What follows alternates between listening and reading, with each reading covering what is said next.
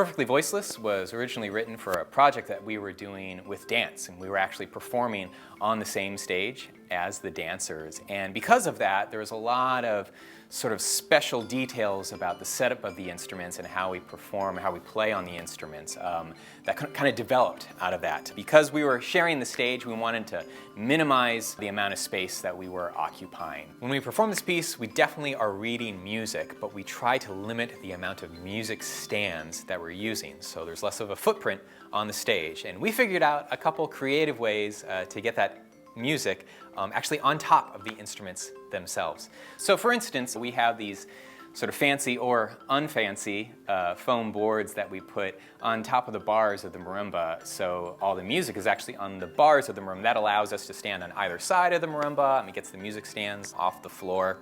When we play this piece, there are as many as 4 people on the marimba on either side of the marimba. By not having music stands, you can allow for some of these extra logistics to happen.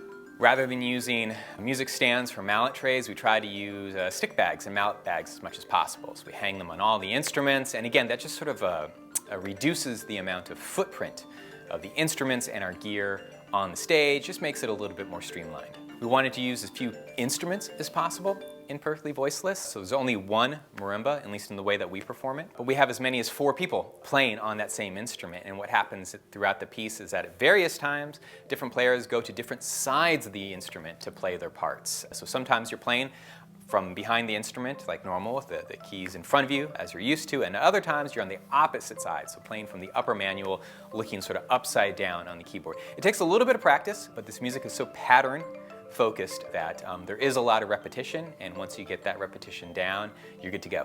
This is just one possible roadmap. We've seen different groups do it in different ways, and sometimes groups will use more instruments, which means that you don't have to necessarily go and play from either side of the instrument. We're actually going to show you 2 different sort of part assignment possibilities that you can check out and choose which one works best for you and the members of the ensemble you're playing with.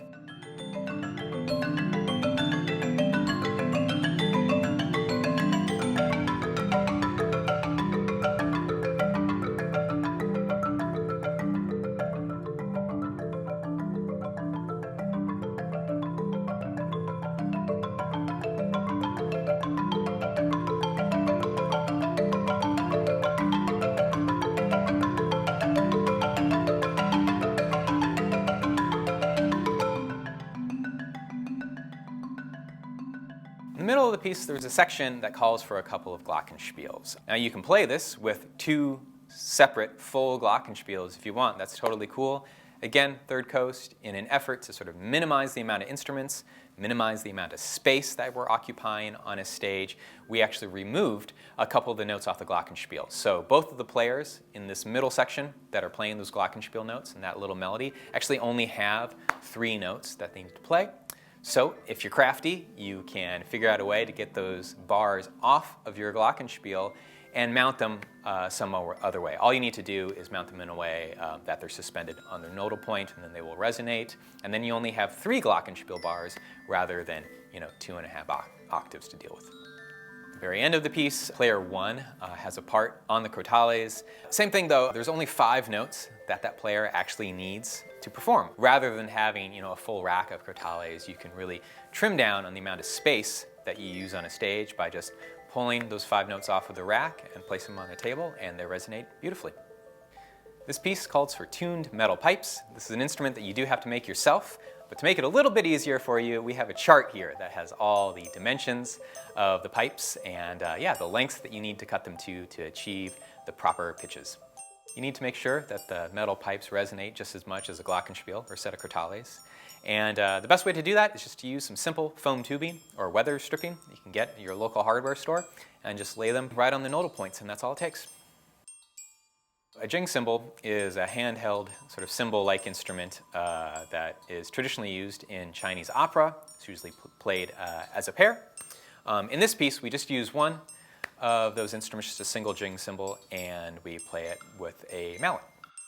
The Armglocken, or Swiss cowbells that we use in this piece, are specifically pitched. The pitch is probably more important than the sound of the Armglocken themselves. If you are a percussionist and you are looking for Almglocken, there are a handful of places that you can go to get these chromatic sets. If you don't have Almglocken, but you still want to play perfectly voiceless, no problem, just find another substitution. You can easily play it on another vibraphone or maybe some other sort of metallic pitched instrument. The tambourine, not the tambourine, so it's a tambourine with an M, not an I-N-E. It's a very small single-sided drum. It does not have any jingles like a tambourine because it is a tambourine. And this instrument is used in Brazil. It's part of their samba ensembles. It's a really loud, really crisp, really piercing and cracking sound. Kind of like similar to the sound of a snare drum. There's no snares on it, it's just a single-sided drum. But we use it in the same way here, just one of them in perfectly voiceless. And yeah, it kind of mimics a really small, tiny snare drum. Use a technique called mouth vibrato in the middle of this piece. That technique is exactly how it sounds. That is, you using your mouth to create a vibrato effect. So your mouth becomes the resonating chamber, and you open and close your mouth, and that creates the vibrato effect as long as you're directly on top of the vibraphone bar. This is a really fun and sort of silly technique, and I think it's used really well in this piece because it happens in a very fun and playful part of the piece. This piece is very pattern-oriented, and a lot of the patterns are mapped out onto different instruments, so different instruments will be playing the same patterns at different times, and because of that, we wanted to get as much sort of similarity in the sound of instruments as possible. And to do that, we use mostly chord-wound or vibraphone mallets, so not only on the vibraphone, but also on the marimba. And again, this is just to kind of create a similarity of sound across the ensemble. We also use latex wrapped mallets, mostly on the lower end of the marimba. Obviously, once you get in the lower register of the marimba, the bars get really thin, and you can damage the bars, and it also just sounds really brittle when you use cord-wound mallets or other harder mallets. Using latex wrapped mallets on the lower end of the marimba still gives that similarity of sound with the vibraphone mallets on the rest of the instruments, but also it gives you a certain warmth and a depth and a body that we really want to achieve. We use chopsticks at the end of the piece on both the crotales and the glockenspiel. This is just to create a very unique timbre. So in the score, it's marked to use rattan. We use chopsticks. It's really thin and sort of fun and delicate and really ticky sound.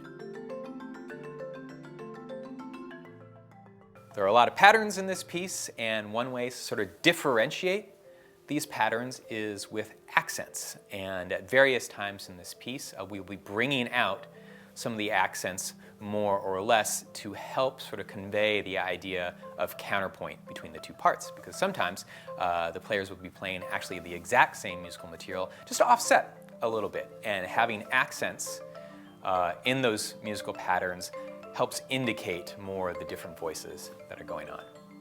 Using accents or not using accents in some of these repetitive patterns is just another way that you can add increasing interest in a lot of the repetitive material. For instance, at the very opening of this piece, players 1 and 3 play either a 6 or an 8 note pattern over and over, and that's sort of lining on top of each other.